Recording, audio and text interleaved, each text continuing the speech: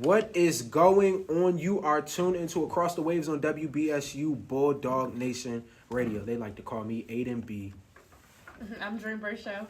Jose running. It's John Q. And you already know I got an opinion. I got an opinion. So y'all already know we are so thrilled to be back on another Thursday. We missed about 2 Thursdays because last week I was in DC. Why was I? Was it last week? Or was last week CI's? I don't think last week was CI's. No, So we just had nothing going on last week. Oh, I'm sorry, y'all. We didn't have nothing going on last So what were week. you The week doing? before was CIAA tournament. The week before, me and Dream and Miles was at Tiny Desk NPR. Yes. Shout out to Marvin Sapp, It was beautiful, one of the y'all. greatest That joint was amazing. Then was he everything. prayed for Dream, and did he pray for you? He prayed over Jade and Brooke. Oh, and he took a prayed picture for with Jay us. and Brooke, B Rookie as y'all know her, and you know, celebrity. He was talking to Dream. Dream, wasn't he talking to you? Yep. He was talking to you. So celebrity. But yeah, and now we are back. So Jose, can you tell us a little bit about the CIAA tournament though? Look at Earl. There was a lot that happened over CIAA. No, There was. But I don't know. I feel like as the years go by, CIAA just kind of, like in terms of the actual band competition, it kind of just feels like rinse and repeat. Like I feel like it needs to be an actual judge competition. Yeah. But Jose, you can go ahead. Well, first I wanted to get to the basketball teams. Yeah. So, you know, the girls and boys, they got far. Today, the girls look very promising this year. They did. We beat both boys and women's team. They beat Livingstone, so they knocked both of them out. And then V-State knocked both of us out. Yeah. But you see, it's always Bowie State on the other side of these close games. We get within 2 points. Then the refs start calling some nonsense. Kickball violation while Slim is on the ground. yeah. What are you doing? I feel like this CI's band wise at least, like behind the scenes stuff. I feel like this CI's was much busier for us because we did 2 high schools every day. Bro, Yeah, pretty every We had day 6 high schools. from Tuesday to Thursday, call time 7:30, 8:30. And then we wouldn't get back until like 11 o'clock. At night, PM, So we would we'll be gone the whole day. the whole day. Yeah, I only went to CI's for that Friday, y'all. I'm not gonna lie. I had a great week. That's good. You got a She chance danced to with relax. Yeah. what's Oh. his I name? got to dance with Miles. Oh, Miles yeah, Frost. y'all. I was about to say She Miles danced Frost. with Miles Frost. Woo! That's a full We could circle clap, moment, y'all. We could Because the clap, first time I saw him was in London. I don't got my sound effects on. Wow. Broadway. Oh, Excuse me, wow. London. Wow. She saw him once, Okay. and she saw him once on Once, Broadway. met him once, and now I'm dancing behind him. Wow, Like, it was, look at that. I ain't never been to Europe. For those who don't know, Miles Frost, he played Michael Jackson in the Broadway musical. But go back to the CIAA Battle of the Bands joint. Virginia Union did not show up because they thought it was the actual Battle of the Bands. You know, Union got a new band director. He from the South. I think he came from Stillman College. I could be completely wrong. But he came from the South. So he thought Battle of the Bands was like round for round, like the Capital Yeah. City joint. Big dog, that was not the case. They just didn't show up at all. So And, then- go ahead. So their students weren't like saying how CIAA is what it is. Like it's not a But I feel like he should know that type of that. competition. It's funny because I think it was like the second basketball game. He was talking to Mr. B, like Union band director, Mr. B band director. They was talking like when we was in the stands, the seats. It's not a football game, but yeah, we went on first because the women's had a basketball game, the semifinals. And I'm not gonna lie, I don't know how I feel about going first. Yeah, because when we went first, and we had to rush, like, and it felt like we had to rush Yeah. too, because Yeah, it was we weird. got on the stage, played our little stuff, and then we ran off the stage and walked right out and Like, had to people were leave. coming in as we were performing. Again, We had to walk past. Everybody got Wendy's bags except for me because I didn't know that they was Honestly, having Wendy's bags. that's his fault. I'm not We gonna lie. walked I right was, past it. I was like, why is everybody going in this tent? We walked right past it, and Exactly. Ada's just walking. No, I'm because like, you don't want food? I thought He's people. like, No, didn't I see it. thought people was going in there to get their belongings because some people left their stuff. I was about to walk past And it too. I until wasn't looked looking at inside people's the hands joint. either, so I didn't see that they had bags. I didn't see that they had Wendy's bags. They had the little burger in there, nugget. Prince actually Everybody, shout out to Prince. Is there a way that we could show Prince on the camera? Shout out to Prince. Yeah, Prince. Yes, Because sir. Prince gave me his burger. He said, "Hey, bro, you hungry?" I said, "I am a little hungry." And he was like, "You want this burger?" And I was like, "No, you hungry. Eat the burger, eat the burger." And he was like, "Nah, bro, I don't want it. I don't want it. You want the burger?" I was like, "Yeah, Prince." And I think no. And then can we put the camera on Miles? Shout out to Miles because Miles gave me his French fries and a burger. Actually, Let's you get 2 burgers. I had 2 burgers. Dang, I Look had at that. one. Went straight to the burger. Look, I did. You go went from straight. not having nothing to having everything. Exactly. Look at how Look at God that. provides. Look at Look that. at You that. just trusted God and He'll supply. And you know, You see that? while we was warming up in the back, Lincoln Drumline decided to warm up right next to us. I thought that was Yeah, I V saw State. No, that was like that was Lincoln. They were wearing blue. I That thought was Lincoln. I thought that was East. But I know the difference between Lincoln and V State. Yeah, and that was, I'm not gonna lie, that was making me mad because it sounded like they was trying to play loud so they could throw us off, but you didn't. I'm not gonna lie. If we didn't have to run any of the show material, boy, I'm not gonna lie. I was looking at Jose the I would've whole blocked time. something. I was like, oh, jeez. I was like, hey, bro, let's run something. Because Jose about to call then, CYD. because all the Lincoln band, the dancers and the rest of that band, they came over there and they just started staring. And I'm not gonna lie, I'm surprised Mr. B or Mr. Simmons or Gerard, nobody came over to us because for some reason they be so worried about us. They think the Like, drumline be think ready to that- fight. Like, my we just trying to politic. we just trying to fellowship. That's At it. With music. At CIAA, they told we was in the back before we went out into the stadium. They took the arena. They told Jose, just leave everybody alone. Who told you that? I don't know. Mr. B said, don't say nothing. And V State walks in the little thing. Next thing you know, Jose's head is peeking. I'm peeking through the head is curtain. What's peeking up, through y'all? the curtain. I was like, this dude, and then that was. It has to be you. It has to be you. There's But nothing wrong with fellowshipping, bro. Like, what's your LinkedIn connection, bro?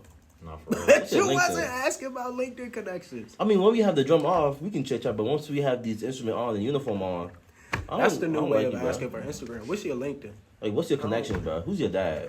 Who's your dad? Who does he know? Who does your mom know? What? What does that have to do with connections? Who they know? Let me get that phone number. Their mom or their dads? Yeah, Okay, buddy. they can know Beyonce. Who knows? Maybe they know Kevin Hart, and they could tell us a little bit about his new animated show. You see that segue? Yeah, that segue. You see that segue? So I'm personally a huge Kevin Hart fan. But I met him too. You know, I had to throw that in. When you cried, meet you him, cried, right? when you meet him, You cried, Years right? and years ago, and I cried. Oh, I Lord. did. I met him at Politics and Pros in DC next to Comic Pond. It's a pizza place, man. That was some good pizza. I'm from And DC. I never heard that joint. When my parents didn't tell me, so I was low key mad because I was like, "Why are we in DC?" Like, I just wanted to go home after school, and then my dad, he thought he was slick. Can you tell him who he's here to see? Can you tell him who he's here to see? And then the lady said, "Oh, just look at that sign." And I just said Kevin Hart, and I said, and I cried, and all the women was like, all the older ladies walking past me was like, "Oh, yeah, you know." Oh, The older lady that was probably like That's what 60 he was years like. old. No, literally. I was in like 7th or 8th grade. So you were what, like 14? I don't know. I don't think I would never cry in front of a celebrity or for a celebrity. Probably for Yeah, I don't LeBron think I would. James. But he has a new animated show. Kevin Hart has a new animated show out called Lil Kev that's based on his life growing up in Philly. And honestly, He's like, looking just at it, man. Miles is putting his thumbs up like it's really good. I haven't watched it yet, but I'm gonna watch it. But But that's what you was watching in your room that one day? What's the Cap- streaming on? Sorry. Netflix. Peacock, Well, Prime. BET Plus, BET Plus. Plus, Tyler Perry. BET Plus. But I'm not gonna lie, Kevin Hart has to be one of the hardest working celebrities this day. Like, everything that he's doing, that's the pure D definition of getting your money and keeping your money by investing in all of this different stuff and promoting all this stuff and whatnot and taking on all these deals. But I just can't imagine like how stressed he is with being so busy. Like, golly. But I feel like because he's a boss, he gets to, you know, spend time with his family. He has a balance. He has people put in place to help him, you know, balance his career life and his personal life. I wonder how Yeah, LeBron I James wonder be how they feeling. do He got a lot on his plate, I bet. Clearly, because he went off on Stephen A. Smith. Lord have mercy. Oh, yeah. Respect, I took about my son. I took about my son. respect to Steve. Well, bad, we should bro. get Stephen A. Smith on the show. My bad, yo. We were supposed to have Dr. Umar Johnson. Doctor I texted Dr. No, he too Look at Brooke. he too busy on could have been in love with Drewski and whatnot. I texted Dr. Umar. He actually Could've responded. been us. Now it could have been automated message, but I responded and he said, "I wish I had the message." He said, "Talk, Jose. Let me try to find this message." Talk. But yeah, Drewski. Dr. Umar was on Could Have Been Loved by Drewski the episode last week. It was episode 4. Yeah, I think so. He was like, I know he ain't big me on this show to talk about non-African women. I was like, bro. He called this one girl a sand bunny or something like that because she was Arab. I was like, Dr. Umar, my goodness. That's fine. He just don't be having no filter. He's like, if I can't grab it, he can't have it, apparently. He's talking about nappy hair. For y'all African American queens. Oh. I don't have the message from Dr. Umar, but I got the message from Prince. Got to get Dr. Umar on an interview to discuss. And then Prince sent me his number is public. So I called him and then I texted him and he responded and said, "Dang, I could have been there on Thursday." What? Okay. But every post that Dr. Umar posts on his Instagram is literally so random. Literally. He posts a post and then right under Dr. Umar's Ifa Tunde speaks this. Cool, Max. Cool man. Keep it cool, man. Hashtag cool man. All right. Well, next up, spring break is actually approaching. We are in midterm week. So how is everybody doing with their midterms? My midterms have been cool. All my midterms are virtual. Should I be honest? Uh-oh. What's going on? This Bro? I'm not gonna lie. I had a midterm for Mr. Simmons today. I probably failed that joint. Oh. And I So do let's not talk care. about it. No. Wait, no. Yes, he does Jose, care. Yes, he does care. You care. Jose cares, y'all. He cares. But let's talk. I About care. I We care. appreciate authenticity, but we also appreciate good grades. Yeah. I mean, respectfully, I don't really, to me, I don't really care. In school, I never really cared about them progress reports or midterm grades. the final The grades final are most grades is important. what I care about. Right. Because you can always bring it up. It's not the final grade. But that don't mean that you Still should. do your That best, you, kids. exactly. No. Did you at least go into the midterm with like your best foot forward? Like you felt like you had a Like, what good grasp happened? on it, or you just No, I just walked Went out. into that Let me get joint. this- I walked to the classroom. I was like, bro, let me get this home. Let me get this work over with. I No, saw I'm not. it. I'm not gonna lie. This is exactly what happened when I walked in the room. Oh, God. I got to my seat, the piano. Oh, you had to play the piano. No, we're just in the piano lab. That's so random. Say Mr. Simmons is like standing where Miles is at. I was like, I'm not gonna lie, Mr. Simmons. Oh, gosh. Those 3 assignments you had us do that was due today, I did not complete them joints. Oh, whoops. Oh. When you start out with, I'm not I'm gonna not gonna lie. lie. You already know it's about to I'm not gonna I'm lie. not gonna lie. And then he took like 10 seconds to respond back. What is Well, yeah. What did he say? He was like, Jose? I'm very He's like- disappointed. why didn't you? I told him the reason why. And then he gave me some speech. He gave us. So like, is he understanding? Is your grade gonna be fixed? Or? I mean, my grades will be fine at the end of the semester. Okay. He said to talk to him before band practice. And then how are your midterms looking? Don't do this, but maybe I shouldn't incriminate myself. Don't incriminate My yourself. midterms have been amazing. John? Slim is long. My midterms have been pretty chill. Like I feel like communication majors It's midterms easy, are yeah. not really that difficult. Yeah. I don't really be having midterms for real. Yeah. Like, Cool. Mr. Simmons' class is literally the only class I had a midterm for. That's so weird. He wasn't even about to give us one. Yeah. Well, do you all have any plans for spring break? Yes, my I don't. plans are to lay in my bed. No, and literally. That sounds chill. amazing. Because Chill. I need this break. I don't know what it's been, but I It's need been this this is something a break. very air. much needed. This reset. semester seems like it's going by fast, but it also seems like it's just so much to do. Yeah. Literally. We just found out that Why everybody keep Symphony- living in here? Oh, goodness. That's all they do. we just found out that the Symphony of Soul Marching Band at Bowie State University will be attending the D-Dub Classic. D-Dub Classic D-Dub on Classic. April Dollar 5th Watson. at Hampton, D-Dub Classic. Virginia, Hampton Hey, tell me. Hampton University In Hampton, Virginia. in Hampton, Virginia. How do y'all So- feel about this? Like, Make your way out there. Unfortunately, I will not be in attendance because my birthday is April 4th. What's And that got to my do with the fifth? parents have put together some festivities for me on April 5th. Dang, well, you'll be missed. Dang, they can't postpone it by a day. Right. I honestly asked my mom. I said, "Is there any way we could push it to the 6th?" You know, She said some that. more bands supposed to be maybe showing up. Yeah. And then Dream's birthday is April 6th. Isn't that? It's isn't giving that combined something? 4, birthdays. 6. Everybody's a Oh my spring God. All break. that. You know, my You might as birthday well is. just throw a big birthday bash for everyone. Nah, I got a bone to pick with somebody on AcrossTheWaves. Oh no. And it's actually somebody that's a part of the AcrossTheWaves team. Well, Oh, part no. of the AcrossTheWaves team. Ooh. Taylor Warren. Oh my Taylor God. Warren. Wow. What's wrong with I that? hope you're watching this video, Let me bro. guess. I texted this man happy birthday, He did not and respond. he did not respond. You want to know something? But he I responded texted. to me. But he responded to Dream. He responded to me too, and sent me his And new. He sent me his new number too. I mean, I had He his new. texted me from I had his new number since winter break. He just don't mess with me, I guess. Taylor said he Oh. don't want. Yes. Taylor said he don't want nobody to have his new number. Well, Taylor, you know what I'm about to do, Taylor? Sorry. His new number is. Oh, don't do that. 301-647. Nah, his joint No. is probably like 575. He was in Massachusetts. But shout out to Taylor in Massachusetts. I That know is cousin wait, right hold there. up. I'm sorry, y'all. That is a clean cut That brother is right very- there. Saya. Yeah, if y'all can help me, I'm gonna start a GoFundMe. Me and Miles are gonna start a GoFundMe. If y'all can help us, please donate to our GoFundMe to get us to the Tom Joyner cruise. We want to go to see Tom Joyner. Fantastic, isn't it called the Fantastic Voyage? We want to go on the Fantastic Voyage. So if you can help us get tickets, we will have our linens ready. Miles said he gonna wear his gator sandals, Oh my God. his gator sandals, and all that. But yeah, Yeah. happy birthday, Taylor. Happy birthday, Taylor. Please respond to my text. Saya. That's Please Tom. Please respond to my text.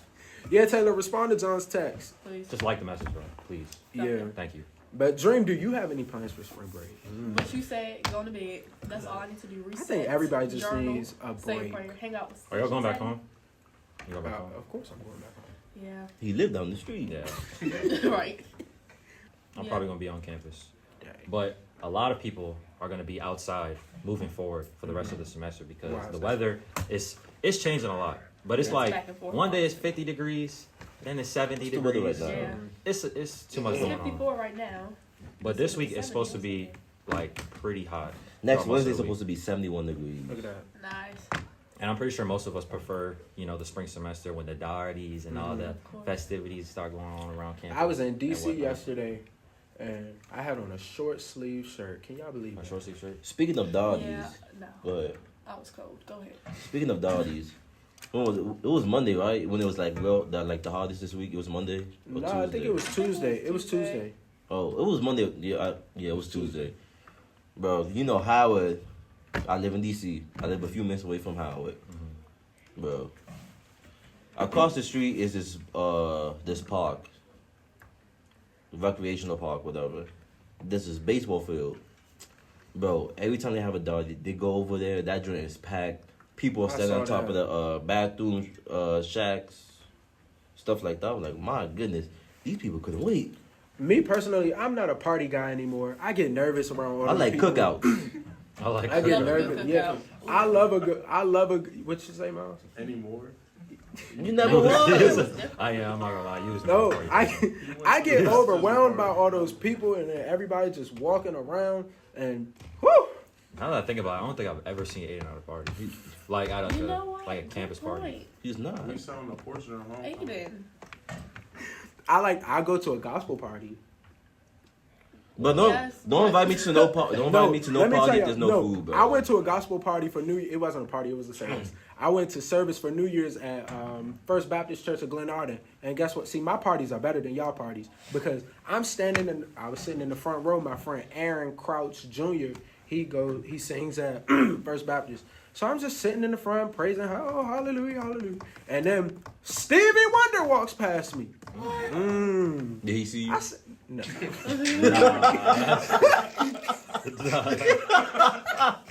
My you're- bad, Stevie. My bad, Stevie. If you You're ever hear wild. this, You're wild. But like, I could have reached out and touched Stevie, but I didn't. I mean, I'm not that pressed. But I've never been a big party person. But Miles over here talking, neither is he.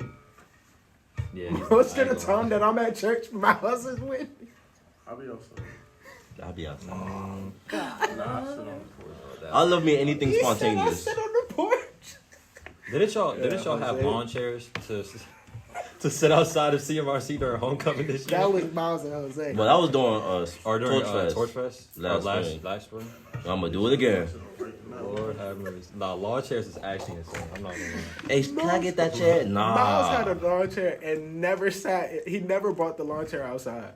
He set the Just had it in the room. lawn. He set the lawn chair up in the living room in front of the window. I'm not. We never used that joint outside. He set the lawn chair up in the living room. It was just sitting in his lawn chair. Hey, who does that? You're supposed to take it outside, and he never did. Shout out to Miles.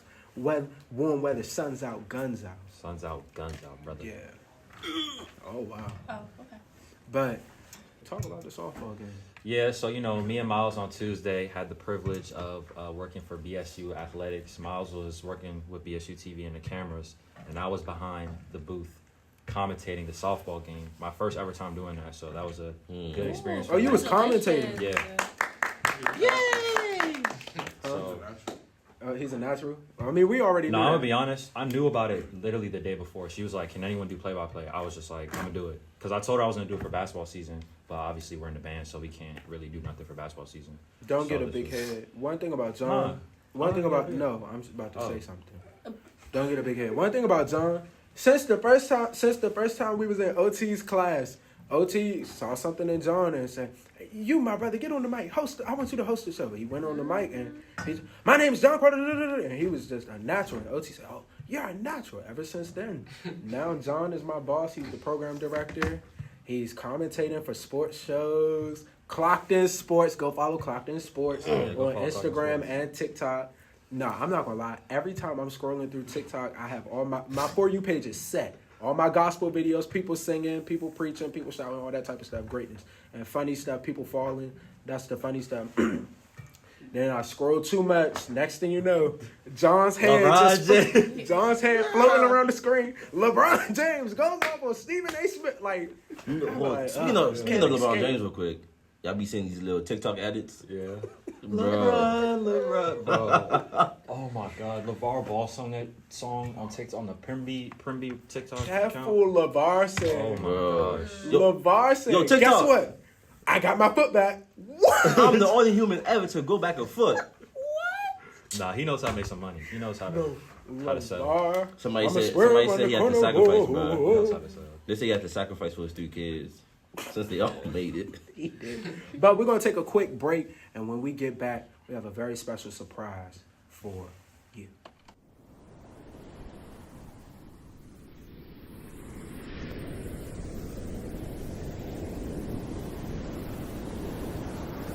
What is going on? We are back. You're tuned into Across the Waves on WBSU Bulldog Nation Radio. I'm Aiden B.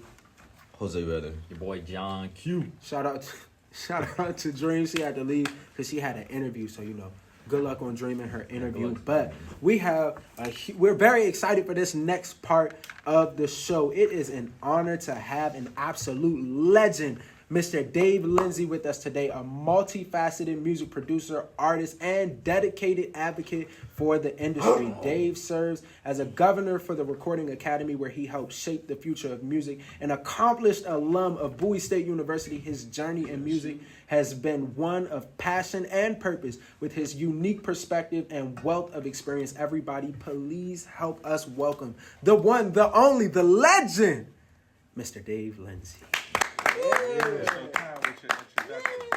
Yes, sir. Thank you for coming through. I heard, first of all, I first heard of you because my dear brother, Mr. Miles Clark. Oh, Dave Lindsey. And then I started researching, and I was like, oh, nah, I do know. I know some of his stuff, Seven Sons of Soul. I'm a big gospel dude. Seven Sons of Soul, yeah. So, again, thank you so much for being here, taking the time out of your busy schedule. Thank you. Make some time for Across the Waves. Yes, sir. Yes, sir. So we're going to get right into this interview. So we know that you're not just a producer, but you're also a singer, an organist, and so much more. So what role did music play in your life growing up? Well, let me go back. First, I just want to thank you all for having me on. It's a kind of a privilege and honor to be back where it began for me at BSU. And shout out to Miles. I've been knowing Miles since he was a kid. Oh Lord. But thank you, Miles, for just wanting me to be a part of this. But I've been doing music since I was a kid, man. Since I was 2 years old, I started playing drums at 2, and had drumsticks in my hand. That's what I started off with, playing drums. And then all throughout elementary school, playing instruments, played the violin, I played the saxophone. I got into playing the piano around 11 because my mom bought my first keyboard at 11. And my first song that I ever learned, y'all probably don't know this because y'all are young, but it's a song called Mr. Magic by Grover Washington Jr. I know that joint. Okay, and that was the first song I learned. And my brother, one of my oldest brothers, Ronnie, taught me that song. Till then, I was playing, like I said, playing drums in the church. At school, playing the violin and playing the saxophone. Then I started playing the keyboard at 11. Self-taught after I learned that one song, and then it landed me with the full scholarship here at Bowie State when I left Bishop McNamara High School in Forestville, Maryland. So that's my life. Music is literally my life, my family. My brothers, I have a brother that sings, my brother that plays the bass. Not many people knew this about me until recently, but my second cousin is the late Frankie Beverly. Oh. So that's, so music just, lives in my family. Nice. And as Aiden mentioned in the intro, you are an alumni of Bowie State University. Yes, so sir. The experiences that you had when you were here, like, how did they shape you into the person you are today? Man, I mean, it's no longer in existence, but the old MLK, I mean, that was where I lived, pretty much every day. In between classes, I'll be in the piano lab, just shedding on the piano and just perfecting my craft. Bowie afforded me to be around other great musicians, and so some of the me and some of the musicians from here formulated a band, and we would go down to DC sometimes and play in the little jazz clubs and stuff like that. So yeah, Bowie helped shape my music career. Shout out to Dr. Clarence Knight, who's very instrumental. Dr. Mermar Holmes was very instrumental in my career. Professor William Neal, who's gone on to be with the Lord, but those people really shaped me into who I am as a musician, and so just music in general. For the people that don't know, the old band, like band hall as they call it, used to be in MLK before they built FPAC. Yeah. It was in the ROTC area. Yeah, before, for people that didn't know that. I don't know this Bowie State. This Bowie State is a whole new machine. I mean, but it's beautiful. I mean, I just wish I was here when all of this was happening. I mean, y'all are truly blessed, compared to what I came up in. I really wish, to get off topic a little bit, but not off topic. I really wish that there was a way that like we could see what Bowie used to look like, because I can't tell you the amount of times people would be like, oh, this used to be dirt right here. This was all dirt. This was all dirt. This was a road. Gerard. This was a roadway. This was the wall. We call it this the wall. You drop pad blasting your music in your car. This is where you used to stunt. Like, and it's like, then we have this, so we don't get to see like where Bowie has come from to where Bowie is now, and really be able to appreciate what we have now. So back then there was no cell phone, so everybody was just. Everybody was. Yeah. I feel like I would have loved back then because there was no cell phone, so you had to go outside and be around people. Gerard said they used to. Well, I had a cell phone back then. It was a block phone, but. Oh Lord. So wait, were you able to you carried it with you? Yeah. We had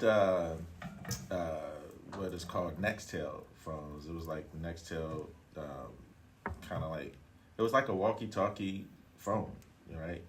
But it was a cell phone. So Nextel, and then you have, Sprint brought out Nextel. So we had Motorola two-way pagers and all that stuff, so. Nah, that's I don't know how I was not today. Like It was Gerard the life, man. It was the life. yeah. But Gerard said they used to have like landlines inside the dorms. Oh, Yes, they Lord. did. He said Yeah. he said they had landlines inside the dorms. You used to have that big yellow phone book. And You call it a little extension in the phone book. so I just feel like I would love to like just spend at least a day or maybe a week. In the And like old- those times, he said when it snowed on campus, they went on the roof of towers and was throwing snowballs down. What's the pizza place called? That Gerard, Pizza, please. that Gerard be talking about. It's down the street. You talking about mods or No. Blaze or something? Lilo's? No, the pizza place. Miles House? Yeah, You s- Pisanos? huh? Pisanos? Pisanos? I don't know. You said down the street. The pizza. You know what I'm talking about, Jose? Litos? No, not Litos. Pisanos. Is They it? sponsor the Papa restaurant. John's? I don't know what it's called. It's Pisanos. Pizzanos, I guess. Pisanos, yeah. Well, he said they used to deliver to campus until they pelted him with snowballs, Oh. and they stopped delivering all food to campus Probably so. I was like, what does this have to do with towers? because that's why they got it. But that's besides. But to get back on topic, being that you grew up in the church, did working in other genres such as R&B and hip hop make you nervous? Yeah, I mean, my mom, shout out to my mom, she was a stand-up Christian woman, right? But believe it or not, I mean, even though we, in our household, because I grew up, I'm the youngest of 5 boys, right? So my household, during the time when I was growing up, it was, my brother, Michael and Ronnie, and so again, we was musicians. They were in the group singing and stuff like that, singing gospel. And so my mom in the household, we had to listen to gospel, but at the same time, I did sneak and listen to, Michael Jackson and Prince, what have you, and I didn't get chastised for it, what have you, but she's, just monitored what I would listen to. But I listened to, Stevie Wonder and, jazz greats like George Duke and Herbie Hancock. That's the kind of stuff I was listening to growing up. I mean, I didn't get into hip hop until actually I got up here to Bowie State, So that's when I really started getting into hip hop and listening to like a Tribe Called Quest, this rap group called Leaders in the New School, that had Busta Rhymes in it. Y'all know who Busta Rhymes is. Yeah. So that was my upbringing. Again, listening to a lot of gospel music, Commission, the Winans. That's what we listened to in the house. But my mom didn't chastise us for listening to R&B music, what have you. Right. She monitored it, but she wasn't cracking the whip on it. So to go back to your work now as a producer, how do you maintain a balance between your artistic vision and the artists that you're working with, their preference? That's a great question. When I'm working with an artist, I try to sit and meet with them and engage with them to see what makes them tick, and then I go from there in terms of how I just go about building the music. I feel like as a producer, you have to cater to the artist, in terms of what their style is, right? And then lend them, based on your knowledge in the music,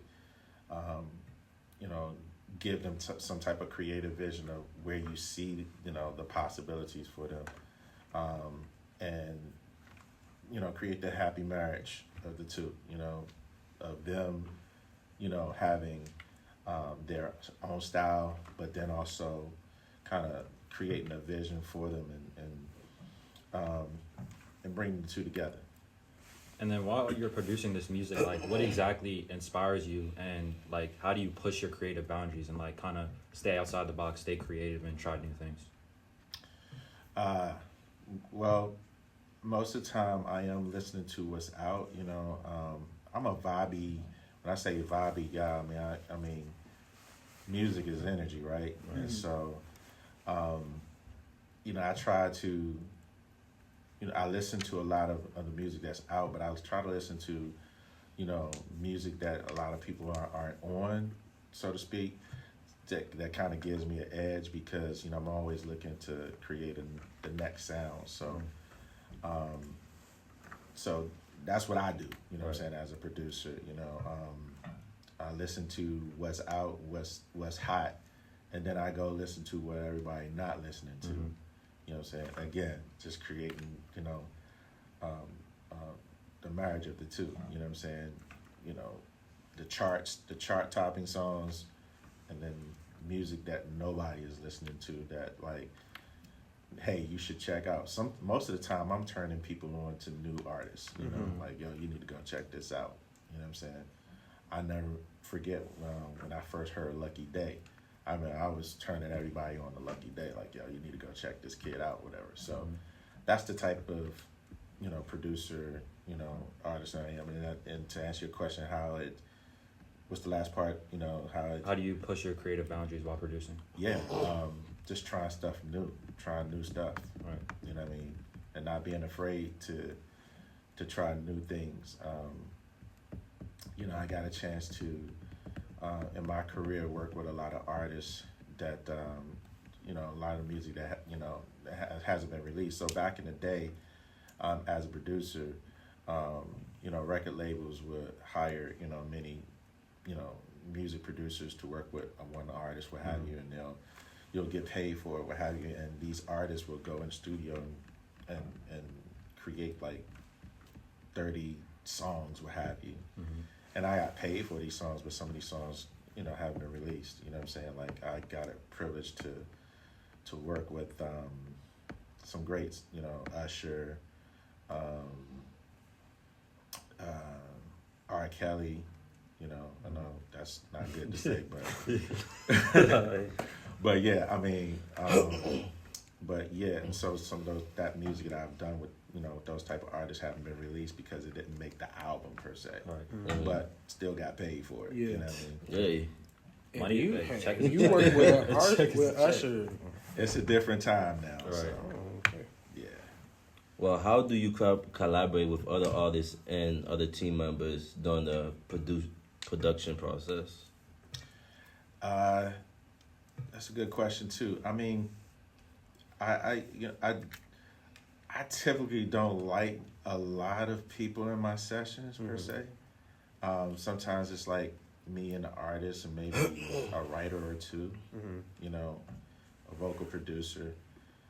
I just, sometimes being in a big session can, kind of just be all over the place per se, But I have worked in big sessions and it's just a matter of just vibing out, man, and just, hearing each other's ideas, and being transparent about the ideas. You know what I mean? Like, hey, sometimes, the ideas work, sometimes they don't. You know what I mean? And so you just got to have like a thick skin in those moments. You know what I'm saying? Like, you can't take it to heart. Somebody doesn't like your idea, per se. You just try to find the next idea. You know what I mean? So what a lot of people don't know is that you're also an artist consultant. So what does a typical artist consultation look like? And what do you look for when preparing for a consultation? I look for whether or not you really want to do this or not. Because being an artist takes dedication. It takes time, commitment. And I like to use the phrase of you got to hurry up and wait. You know what I'm saying? Like, meaning you have to be about your craft and be, into it, work ethic, right? but at the same time, it's a process because you know if you come to me for a consultation on a project, it may be that you know you're not ready yet. You know what I'm saying? You need some more development, artist development. You might need to get on that stage, you know, and perform in front of people a little more. You might have to, you know, work on some things vocally. You know what I mean? So that's the first thing to answer your question I look for is your willingness to commit to what you want to do and put the work in. Because if you're not gonna put the work in, then you're wasting our time. Right. I don't even take your money. You know what I'm saying? Like it's a waste of time. You know what I'm saying? Yeah. If you're not gonna put the work in. Yeah. So. Yeah, we've already had some discussions about like, you know, how buoys change over time and how technology has changed in a big way. So with that change in technology, how has that changed the way you've produced over the years? Man, I mean, the technology is real right now. I mean, like, you know, back in the day, you know, me and my team, we have our own studio, so we produced a lot of work out of our studio up in Upper Marlboro. Shout out to Soul World Entertainment, Cliff Jones, and Tommy, and all the crew over at Soul World. But yeah, we have our own studio in Upper Marlboro, so we, you know, created a lot of the records that I've worked on out of the studio. But over time, you know, the bedroom studio has, you know, come about, and everybody making records on the computers, laptops and stuff like that, iPads now. And now then you go into the whole loop-based, you know, situation. A lot of people creating, you know, music off of loops. Now you're going from the loops to AI, you know what I'm saying? So, you know, I grew with everything, you know what I'm saying? There's been times in my production where I have used loops, what have you. And then there's, you know, a lot of people, you know, in the artistic community are trying to shy away from like the whole AI piece. But, you know, I kind of look at it as a tool, you know what I'm saying? Because, you know, music is happening so fast right now, you know what I mean? It's about efficiency, it's about, you know, you can create an album in less than a week now, you know what I'm saying? Or in a week, I shouldn't say less than a week, but in a week, you know what I'm saying, a week's time, you know what I mean? But I utilize, you know, those stuff as a tool. Like I don't knock the stuff. I utilize it as a tool. Like I look at it as I'm having an extra person inside the studio with me.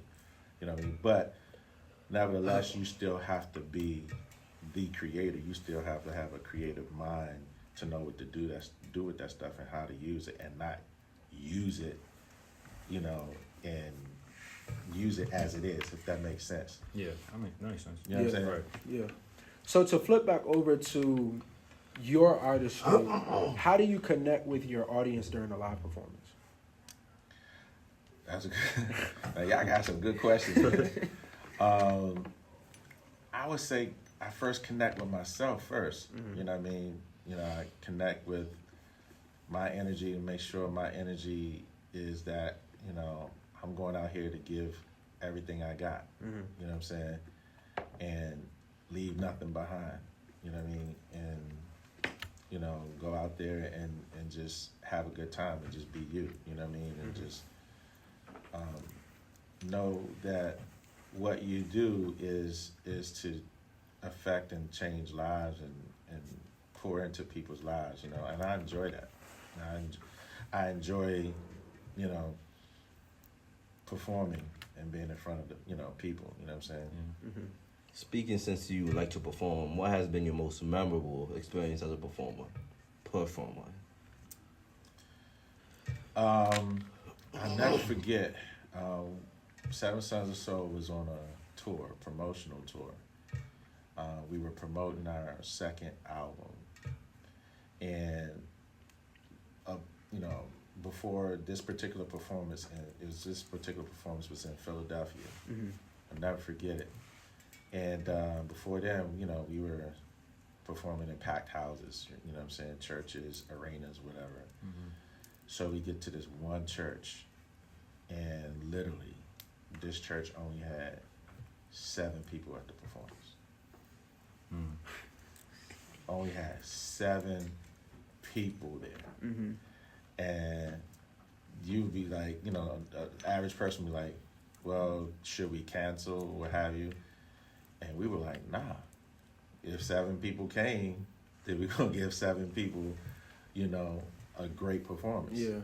And that was a memorable performance for me, because that performance, we performed like it was 1 million people in that place, and it was the best performance. So much to the point, our label promotional director, may he rest in peace.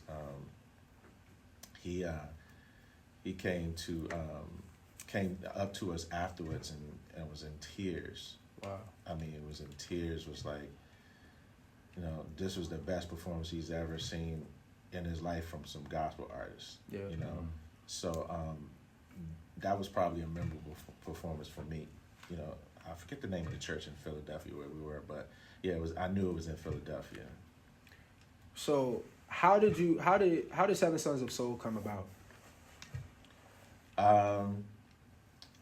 It came about in the basement of my home, right? So Soul World's first studio was in the basement of my home, and I was downstairs working in the basement on a record for this artist named Joe.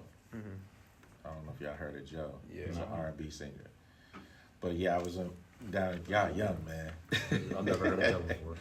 But yeah, I was in my basement working on a record for him, and it was the loop, Eddie Kendrick's loop.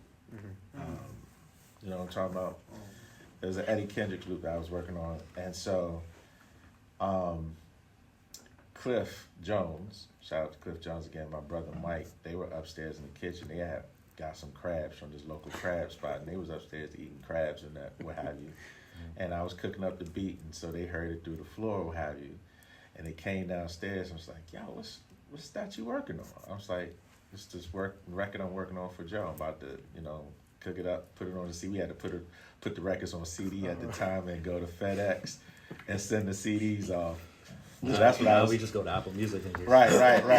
share music. So I was working on that record and was getting ready to, you know, drop it down to a CD, what have you. And so my brother just, you know, started, you know, saying, believe I'll run on, right?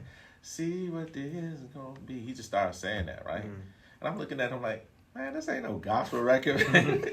You know, he making it feel gospel. So I was like, no, hold up. I like that.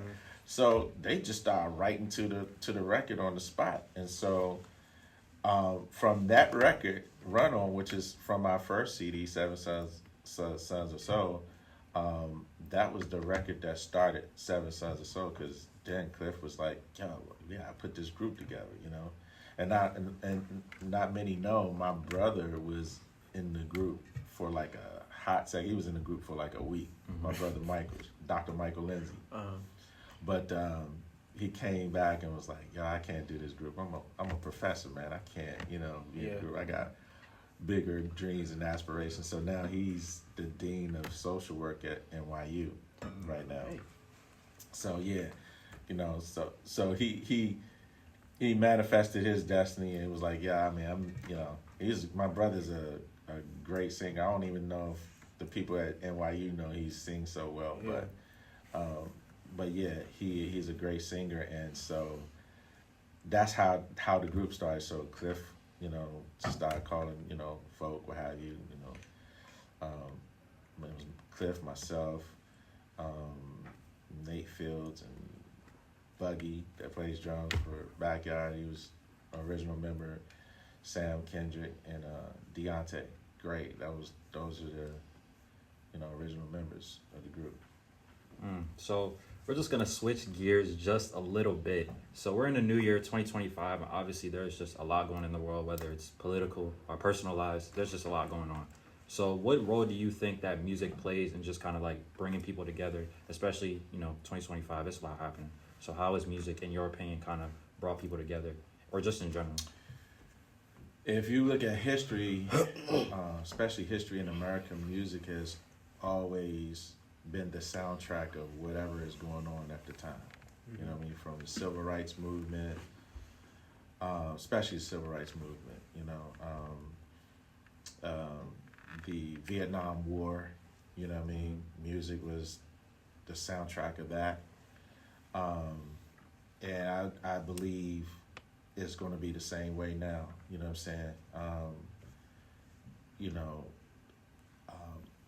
I believe that those artists that tap into that and that see that, you know, and answer the call will be the ones that's going to thrive, you know, in the day, because, you know, yeah, music does, it helps with messaging, right? You know, you can create a song. If you want to send a message, you know, you can create a song and have that message within the song to feed to the community, right? Yeah. Music played a role in slavery, you know what I'm saying? With the spirituals, you know, the spirituals played a big part in slavery in terms of the communication between the slaves, right? You know, that's, you know, when you think about Go Down Moses, you know, Swing Low, Sweet Chariot, you know, that's how they communicated to say where their next move was going to be through those spirituals, while the slave masters thinking that they was being entertained and, you know, and they was out in the field singing. Nah, they was singing, communicating, saying this where we gonna be at. You know what I mean? You know, and so it's the same thing. You know, in our era today, that I believe that music is gonna, and I want to be one of those ones in the forefront. You know what I mean? And I have music that I've created years ago, about 5 years ago now, that actually is for today, you know what I'm saying? So that I'm going to be releasing, you know, soon. Uh-oh. So, Okay. You on the lookout for that. yeah, so music, you know, is like a, you know, and those who answers the calls are the ones who are going to prevail, in my opinion. Okay. Yeah, I definitely, just to add to that a little bit, I definitely feel that one thing, like the great thing about music is I don't think that there is a soul in this world that doesn't like some form of music, some genre of music. So I feel like one thing, like in all of the inequality that we've experienced throughout all of the years, one thing that we've all been able to relate with everybody is that everybody loves music. It doesn't matter what kind of music, whether you like rock, whether you like K-pop, whether you like hip-hop, R&B, neo-soul, smooth jazz, all that type of stuff. Somebody likes some genre of music. Yeah. And that's what I love about the world. So how we really do think that we're unequal, and really we don't even realize that we all relate to something. Yeah, Everybody loves music. Yeah. Yeah, just to add on to the discussion, and I feel like people have had discussions about whether or not it's a responsibility of like artists, whether it's R&B, rap, gospel, to kind of like talk about issues going on in the world. Like, should artists kind of like comment on those things in their songs and like bring it to light, or if they should just stay in their lane and do what they're doing. So, you know, it's really up to the artists on whether or not they want to, you know, talk about world issues or what's going on. But I agree with that. I agree with that. I mean, some artists, you know, do feel the, you know, compelled and respond to the call. You know, when I say the call, I'm talking about the call from God, because, you know, I do believe that music comes from God, and I do also believe that that Satan was, you know, integral, or has, you know, integral part in music. I'm not going to even go into deep discussion about it, but there's some people that God has tapped to say, you know, I need you to do this, I need you to do that, and eventually it's up to them to respond and do it, you know, and they have the choice, you know, upon their career, upon their life, to answer that call and do it, you know. Sometimes they choose not to and go another route. You know, there's some artists out there that, you know, that's another discussion as well, that I feel like, you know, are some of those artists that, you know, probably had that call but just didn't do it, you know, for whatever reason, and chose do something else. But yeah. Mm. How often are you performing now that your producing has calmed down? Getting ready to get back into it. My life has been centered around being a minister of music at Mount Jezreel Baptist Church in Silver Spring. And, being a minister of music is a tough job. But it's a demanding job, but I love what I do. Because, again, that was a call that I responded to. So I'm happy in doing it. And now, for me, it's about getting back into the thick of things and performing, getting back out there, especially with Seven Sons. So we get ready to do some things this year. Yeah, I'm sorry. No, y'all better start listening to these sneak peeks. He's throwing them in there real subtle. Y'all better start listening. Yeah. Yes, indeed. Yeah, so being in the music industry obviously, presents a lot of challenges and things like that. So how exactly do you help artists manage the pressures and challenges that come with being a singer in a music industry today? That relationship with God is everything. That's, what I give when I'm working in the studio. That's what I share with artists. That's first and foremost. Having that relationship with God, because the music industry is a dog-eat-dog world. Yeah. And if you're not prepared for it spiritually and your soul is not prepared for it, you can't get eaten up, in it, because it is, it is what you have heard it to be. It is. Mm-hmm. Yeah. So, as we prepare to end this interview, this amazing interview, I want to ask you to just spread some advice to some aspiring musicians, producers, singers, just people looking to get into the field that you currently have definitely placed your mark in. Yeah, I would say, again, God is the center. If you can have a relationship with God, learn the business, okay, not just being an artist. You hear so many horror stories with, especially older artists that have, I guess, been taken advantage of from the business in terms of, finances and stuff like that. And, a lot of times artists just want to, be artists. They just want to go and create. They just want to just have fun, you know what I'm saying? But at the same time, it is a business. You got to look at it as a corporation. You are a corporation. You are a brand. So you got to know the business. Right. Know everything. Know the business, so you can tell those who running your business what it is, and so you know what they're talking about. So they're not, pulling wool over your head when you know what an override is, when you know what bumps are in a contract, when you know what what type of deal you're signing, know that as an artist, as far as a songwriter, if you're writing songs, being, having a publishing company, right? You as an artist having a publishing company, and a writer, artist-writer having a publishing company.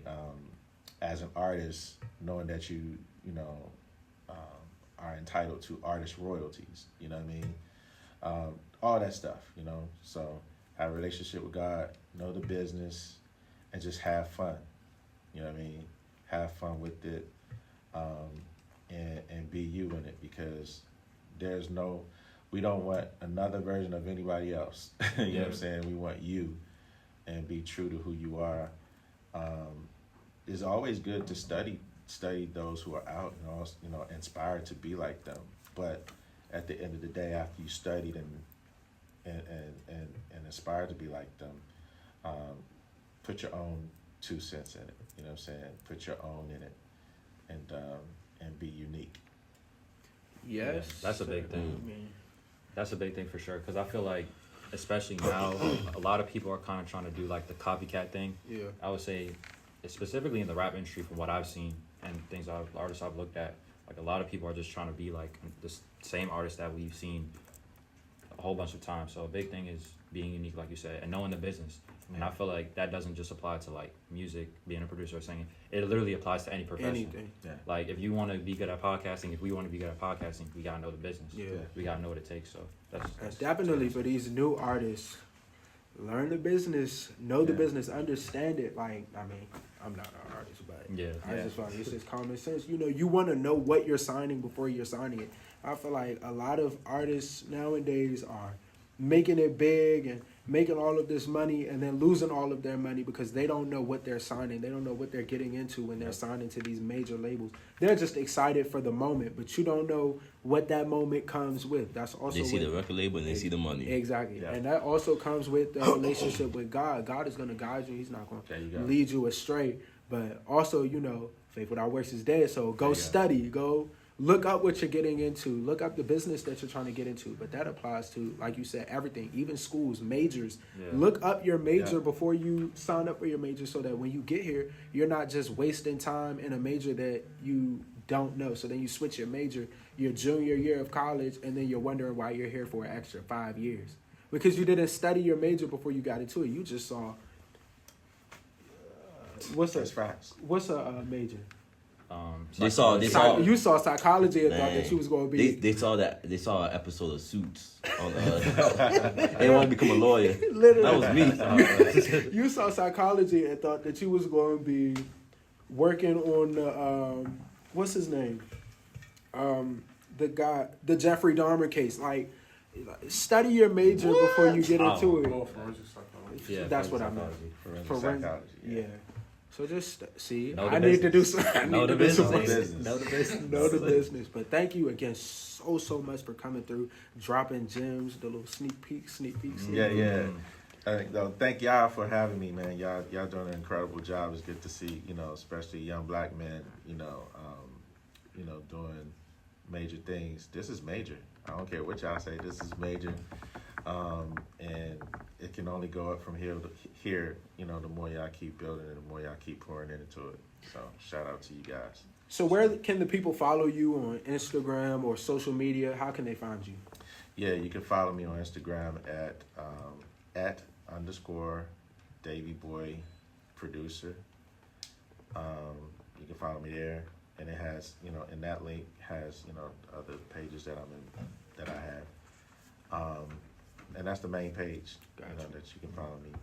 So go ahead and Follow follow it him. Yep. And stay tuned for everything that he has coming. We already know that he's going to continue to do amazing, great things just Yes, based sir. off of the advice that he gave us. Yep. I would want to follow him alone just from that.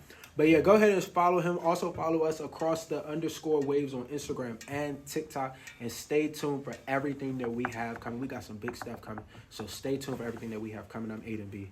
Jose Redding. your boy John Q. And this Boom. has been Across the Waves on WBSU Bulldog Nation Radio. We BSU. are out. Boom, boom, boom, boom.